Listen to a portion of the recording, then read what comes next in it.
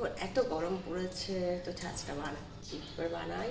তো প্রথমে আমি ওই একটু ঠান্ডা জল নেব, ফ্রিজটা খুলি, ঠান্ডা জল নিই, ফ্রিজ থেকে ঠান্ডা জল নিলাম।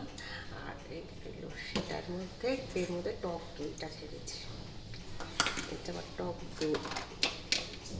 দইয়ের মধ্যে ছিল, এখানে ঢাললাম, ঢালা অলরেডি হয়ে গেছে। এবার আমি এটা ওই যে মেশিনে বসাবো, দেখেন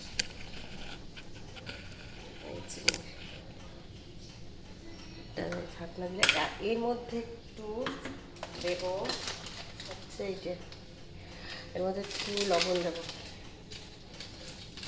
লবণ দিচ্ছি, এরকম লবণ দিলাম। আর দেবো, আর এর মধ্যে আমি দেবো হচ্ছে গিয়ে জিরের গুঁড়ো। তো দেখো আমি জিরের গুঁড়োটা নামাই, জিরের গুঁড়ো, এই জিরের গুঁড়ো 1 চামচ দেবো, এই জিরের গুঁড়ো 1 চামচ দেবো মধ্যে।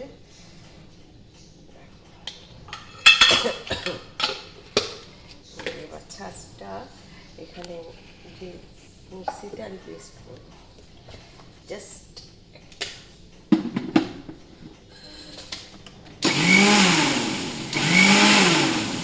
ব্যাস, মানে একটুখানি ঘোরালাম, হয়ে গেল। এবার এটা আমি গ্লাসে ঢালবো, ছাঁচ হয়ে গেল। আর এইটা গরমকালে খেতে এতটাই ভালো লাগে। এখন এটা গ্লাসে দিলাম, গ্লাসে ঢেলে দিলাম। আর এর মধ্যে আমি দেবো একটু ঠান্ডা জল, এর মধ্যে দিচ্ছি ঠান্ডা জল, আর একটু জল লাগবে, সেটা নিয়ে নিচ্ছি, নিয়ে এবার আমি খাচ্ছি। এখন এই রেশনটা সবাই বানিয়ে খাবে, আমি একটু খাই, খেয়ে টেস্ট করে তোমরাও খাবে। এবার তোমরা বানিয়ে খেয়ে আমাকে বলবে কেমন লাগছে। হরে কৃষ্ণ।